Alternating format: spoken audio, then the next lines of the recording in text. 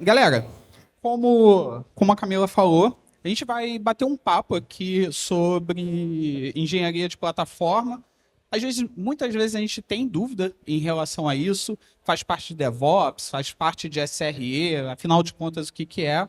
Então, eu vou responder aqui, vou trocar uma ideia aqui com o pessoal e eu espero que vocês aproveitem. Mas primeiro, se apresentem aí, por favor. Boa tarde, pessoal. Meu nome é Marcelo. Trabalho como plataforma engenheiro na Keron e espero poder acrescentar aí muito conteúdo para vocês hoje. Boa tarde, pessoal. Me chamo Luiz Felipe. Hoje eu assumo a cadeira de Head de FinOps na Real Cloud. Mas trabalhei aí ao longo da minha jornada em Cloud como arquiteto de soluções, um bom período. Então, trabalhei muito próximo do time de DevOps, time de engenharia.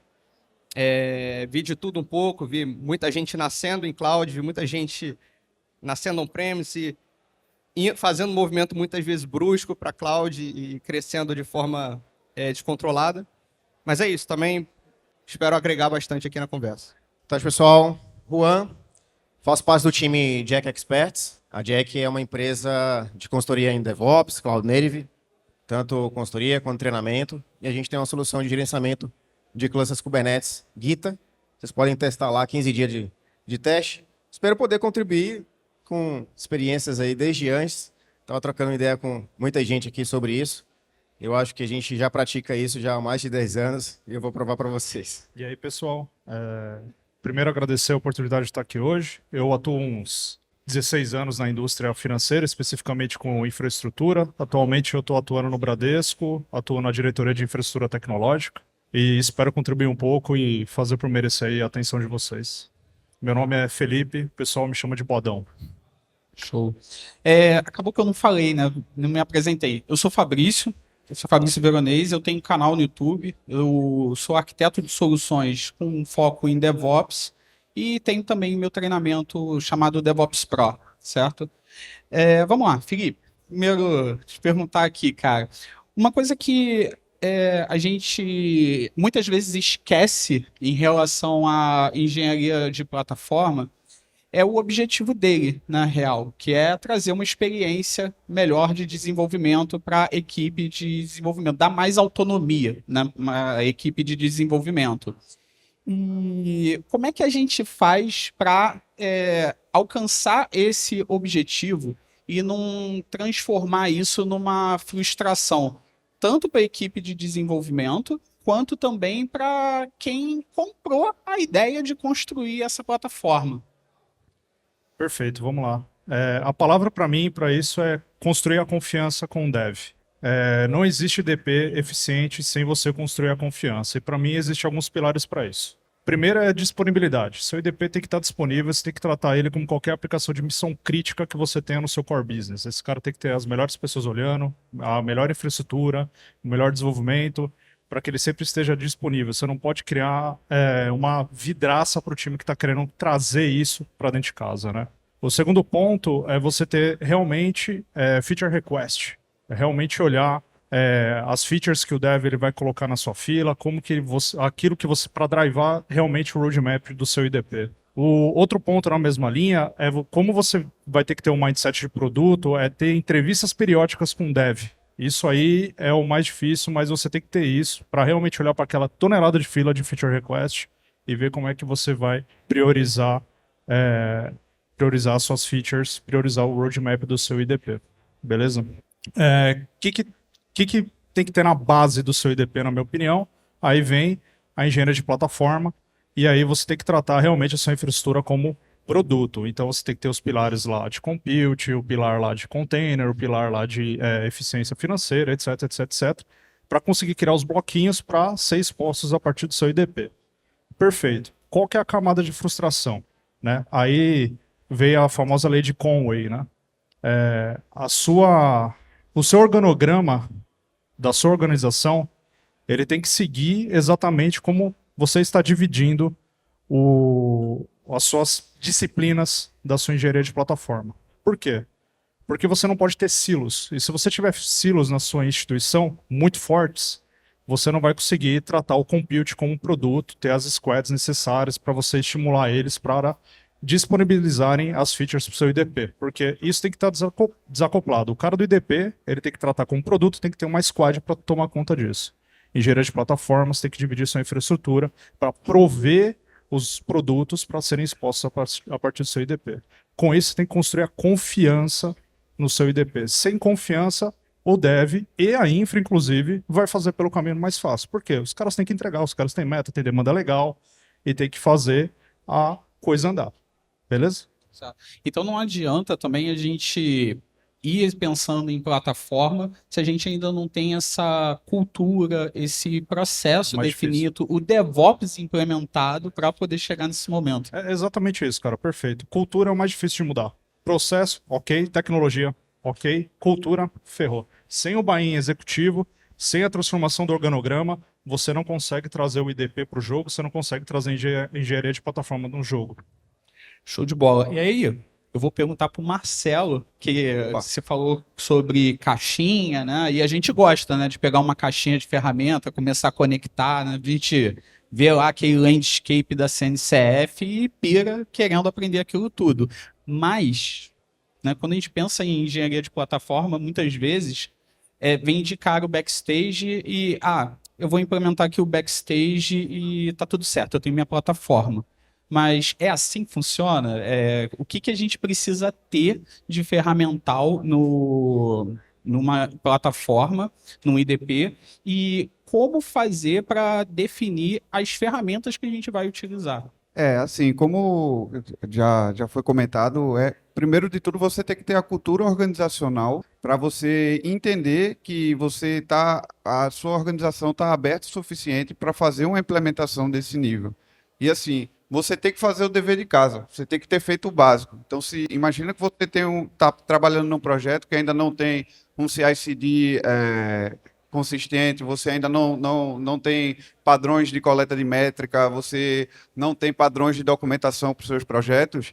Não adianta você tentar botar o backstage para dentro nesse momento se você não fizer esse trabalho dentro de casa antes. Então, assim, o backstage como ferramenta é muito legal, ela resolve o problema de muita gente, mas também não é uma bala de prata, nem nunca vai ser. Então, cada caso é um caso. Às vezes, dependendo da organização, ela vai precisar criar sua própria plataforma dentro de casa, e assim, para cada caso, eles vão conseguir se adaptar, e a gente tem sempre que lembrar e focar na experiência do desenvolvedor primeiro. Então, como a gente tem que pensar no desenvolvimento desse produto, que vai ser uma plataforma interna para ajudar os desenvolvedores no dia a dia, a gente também tem que estar focando na questão dos KPIs que você vai ter para essa plataforma. Porque se você não tiver isso bem definido, você não vai ter a sua história de sucesso. Você não vai conseguir pegar as features que você vai implementar dentro dessa plataforma e saber ter métricas de como isso está entregando valor. Uma métrica que foi falada aqui hoje mais cedo, que é muito importante, é o tempo de setup de um projeto novo, por exemplo. Quando você tem isso determinado, você consegue enxergar e ainda vender isso para a galera que está no C-Level, os gerentes. Então, é uma coisa assim que, primeiro você tem que fazer o dever de casa, mais uma vez, para você estar no nível de já conseguir pensar em produzir um produto que vai entregar a sua plataforma para o desenvolvedor só pensar na lógica do negócio. Não, perfeito. E aí, uma coisa que não tem como a gente não pensar hoje em plataforma e no dia a dia da gente, que é algo que está muito quente hoje, é a inteligência artificial, né? Então, assim, Luiz, né, como é que hoje você enxerga o uso de inteligência artificial numa plataforma, num IDP? Porque, cara, você vai pegar ali várias disciplinas, né? Observabilidade, que teve até palestra hoje aqui, né, sobre inteligência artificial e observabilidade. Você tem FinOps, né? Tem vários elementos. Como é que eu consigo pegar a inteligência artificial e inserir no IDP sem que seja simplesmente um chat onde eu fico ali trabalhando com chat GPT? Boa, Fabrício. Eu acho que realmente esse assunto não tinha como não estar aqui. Não tem como. A galera já falou bastante aí de LLM, né, chatbot. Bom, eu acho que primeiro entender, né, ao meu ver, IA a gente consegue tem uma aplicabilidade muito forte ali para processos que são manuais e são repetitivos, né? Bem como processos que demandam do time, que é especializado, né? E que ele poderia estar fazendo algo mais refinado. Então, tentando encaixar isso em engenharia de plataforma, eu vejo que a gente buscar uma automação operacional, né? De alguma forma usar IA para prever possíveis problemas ali no ambiente de Kubernetes mesmo, um pod que vai ter algum problema, você anteceder por meio de análise de logs, de métricas, trazer essa automação para dentro de casa.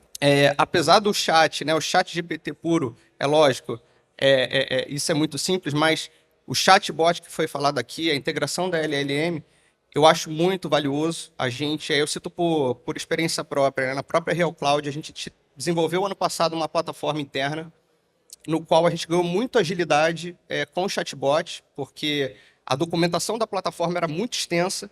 Então, a galera que estava fazendo onboard, que estava aprendendo a plataforma, já ia direto no chatbot, já conseguia fazer um levantamento das dúvidas e ter uma resposta muito rápida. E aí não precisava também alocar a galera mais graduada, né, mais alta, para ficar perdendo tempo ali. E eu acho que, por fim, também, a parte de otimização contínua. Porque muito foi falado aqui, né, parte de right sizing, autoescalabilidade. Hoje a gente tem aos montes no mercado, né, e até em open source, soluções que ajudam muito, né, essa eficiência. Inclusive o Pedro, da Real Cloud, também falou um pouco aqui da ScaleOps. Então, eu acho que a gente tem essas 3 frentes muito claras, né, que podem alavancar ali o negócio.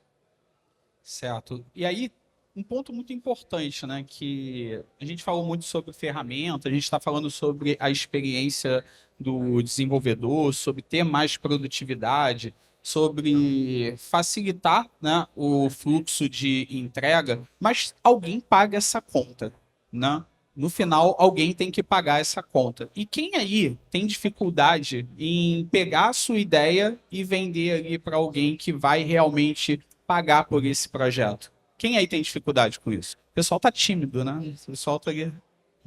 Então, Juan, como fazer isso, brother? Como é que a gente consegue, né, pegar essa ideia de criação de plataforma, trazer essa experiência para o desenvolvedor, falar sobre essas ferramentas de uma forma que a gente consiga vender para um CTO, para um líder técnico, um gerente, para que a ideia seja comprada para poder ser implementado. E até antes, como é que eu vou saber se é o momento para se pensar em construir algo desse tipo? Perfeito, Fabrício. Vou precisar da ajuda de vocês, galera. Primeiro, novamente, né? Eu acho que perguntaram, eu estava aqui na frente, não consegui observar. Mas quem tem um background dev aqui, só para eu ter uma ideia? Cara, 20%, talvez? E quem que atua na parte de gestão, liderança de times? Eu acho que talvez o primeiro passo, assim, em opinião minha, é entender de fato a persona, né? Entender o que quem você precisa convencer, qual é o perfil dessa pessoa. Então, a gente falou de CTOs aqui, CEOs, líderes técnicos. Então, essa pessoa é mais técnica ou ela é mais voltada para o negócio ou ela está ali no meio dos dois, né? Ela está na transição. Então, primeiro, todos nós aqui, nós somos resolvedores de problema, né? Então, basicamente, vai existir uma dor. Se essa dor já existir e estiver sólida entre o time, cara, você já tem 50% de chance de conseguir convencer essa pessoa. E aí, trabalhar em cima do que qual o background dessa pessoa. Se ela é mais dev, se ela é mais de negócio. Então, por exemplo, se ela é mais de negócio, ela é cobrada ali, principalmente, a maioria das vezes, relacionada a custo, né? Então, talvez eu possa chover no molhado aqui. A gente teve uma excelente palestra do Matheus, trouxe aqui diversas vantagens. E uma das vantagens é, de fato, otimizar o processo, a otimização do processo. Muitas vezes a gente consegue otimizar custo no meio dele, né? Nessas camadas ali. Padronização, então a gente poderia estar falando de diversas vantagens aqui. Então, se eu colocar essa enxurrada de coisas ali, sem entender realmente essa pessoa que eu vou convencer, talvez eu possa perder ali esse tiro, né? E para dar um tiro certeiro, talvez eu iria pela parte que mais toca no coração dessa pessoa. Se ela é cobrada por custo, de repente tu pode levar essas questões. E aí a gente falou muito de eficiência aqui, falamos em diversas palestras sobre essa questão de eficiência, e eu conversando com muita gente, aí eu queria até abrir um pouco esse leque, né, de engenharia de plataforma voltada para o dev, mas aqui a gente tem 20%, né? Então, se eu tenho 20%, mais um pouco de gestores, a maioria que talvez seja de infraestrutura, seja de ops. Então, qual é a eficiência que eu posso criar? Qual que é a plataforma que eu possa criar para a parte de operação, né? Então, primeiro, eu coloquei que a gente precisa conhecer realmente aquela pessoa que a gente quer convencer, né, para resolver essa dor, para resolver esse problema. E segundo, qual de fato é a forma que eu vou resolver isso, que eu vou atingir uma maior parte da organização de forma mais fácil, né? Tangibilizar de forma mais rápida, para assim a gente conseguir ganhar corpagem dentro de uma equipe. Então, se tu é um júnior, pleno, sênior, para te ganhar corpagem, tu vai precisar ganhar visibilidade dentro da organização. Então, às vezes, quem que conhece Randeck? Só para ter uma ideia, Randeck. Então, cara, a gente provavelmente já faz jobs no Randeck aí há mais de 10 anos. Então, eu criava ali projetos no Randeck com diversos jobs. Até hoje eu utilizo, por exemplo, para desligar ambientes, né? Às vezes tu precisa desligar o cluster Node, os grupos do cluster Kubernetes, e também lá no RDS desligar, ou de repente criar uma ordem ali, um flow de desligamento. Isso tu tá colocando um job para o teu time, para dar um play para um analista júnior, melhorar a eficiência do teu time de infra. Não precisa necessariamente tu focar realmente no portal para o desenvolvedor. Claro que o negócio muitas vezes está voltado ali, mas se tu conseguir melhorar a eficiência do teu time, tu consegue provavelmente ganhar visibilidade e já resolver uma dor interna ali rapidamente da parte de infraestrutura. Então, por exemplo, a gente falou de monitoramento. Muitas das dores de monitoramento é abrir um chamado automático no ITSM. Então, de repente, colocar um job ali para abrir um chamado automático, receber um webhook de um Zabbix, de uma ferramenta. Tu já vai estar reduzindo o tempo lá do Service Desk, cara. Às vezes o Service Desk, o NOC, perde um tempo enorme só abrindo chamado para encaminhar para alguém. Se tu automatiza isso, tu tá gerando eficiência em outras áreas, não só dev. Então, se a ideia é realmente a gente focar em eficiência operacional, e a gente já faz isso há muito tempo, né? Tem a questão da cultura, claro, mas a engenharia de plataforma veio para consolidar também a parte ferramental. Começa com a dor mais simples do teu time, com pequenas ferramentas, com algo mais simples, já resolvendo, às vezes, um problema enorme, né? E dando tempo nobre para o teu time. Então, convence a pessoa lá que o teu time vai ter mais tempo nobre. Convence a pessoa que, de fato, tu vai reduzir custo em alguns cenários, em alguns jobs. E aí tu vai implantando pequenas ferramentas, a gente falou de diversas ferramentas aqui, até chegar, de fato, em algo que vai virar um produto, seja para a tua operação, seja para a parte de dev. Então, acho que essa é a contribuição que eu tenho. Cara, eu gosto de falar para quem está começando a pensar em implementar DevOps, a implementar uma ferramenta diferente. Eu gosto de dar a dica de começar com algo realmente pequeno, né? A gente implementar algo ali pequenininho e fazer aquela brincadeira do what if.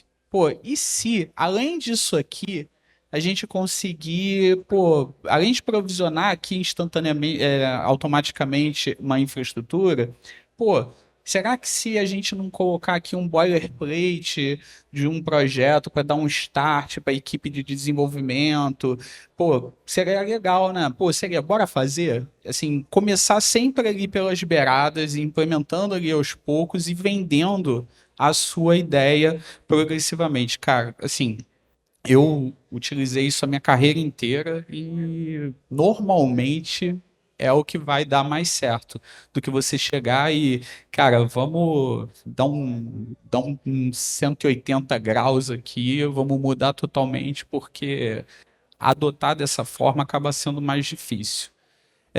Ainda tem tempo, né, Maurício? Tem tempo aí? Alguém quer tirar alguma dúvida? Quer perguntar aqui alguma coisa?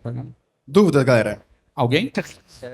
Um caso de uso que eu tive a oportunidade de ver na Cubicon ano passado, que eu achei muito interessante, foi uma empresa que implementou um painel de personas dentro do backstage. Que aí, a partir disso, eles conseguiram criar o painel do CFO e o painel do CTO, com pontos de vista diferentes de como a plataforma estava sendo aplicada na infraestrutura. Então, logicamente, o painel do CFO ele tinha todo um overview financeiro dividido por squads, qual tenant estava custando mais, onde estavam as dores financeiras e onde ele poderia potencialmente abaixar custos. E o painel do CTO era uma coisa mais focada para o desenvolvimento dos produtos, ele conseguia ver a velocidade que cada squad estava trabalhando, e assim, nessa palestra ainda se falou com cuidado disso, não criar um microgerenciamento, é uma coisa para você ter uma visão da organização, mas você não pode estar colocando nomes específicos ali, não é uma coisa que eu acho ética, mas é um ponto de vista muito interessante, porque existe a necessidade de se criar uma plataforma para melhorar a experiência do desenvolvedor, existe. Mas, em cima disso, você também pode criar uma melhor experiência para os gestores também. Contribuindo um pouco, eu acredito que o IDP ele tem que ser um cara que vai abstrair a técnica, né? Ele tem que potencializar a velocidade de adoção de tecnologias. Então, de certa maneira, esse cara, vamos supor que a sua empresa onde você está quer adotar outro cloud provider. É outra formiga, né? Todo mundo sabe aqui que trabalha no dia a dia, multi-cloud é um negócio muito difícil de viabilizar. O IDP ele pode se tornar uma ferramenta para viabilizar essa adoção, para não ficar mais uma buzzword, né? Somos multi-cloud, aí colocam uma aplicação stateless, top, e acho que é multi-cloud. Não, né? O problema sempre vai estar no dado. Então, como é que eu potencializo a adoção de outras plataformas, se cara agnóstico à plataforma, não ter outro time de, sei lá, superintendência da Cloud Azure, da Cloud AWS? O IDP em cima ele consegue ajudar a potencializar a adoção de outras, vamos colocar, outras plataformas, né? Você consegue trocar muito mais fácil, ser agnóstico à plataforma, seja on-premises, cloud, etc. Eu acho que isso é um dos potenciais do IDP. Fala pessoal, tudo bem? Primeiramente, parabéns aí pelo tema, né?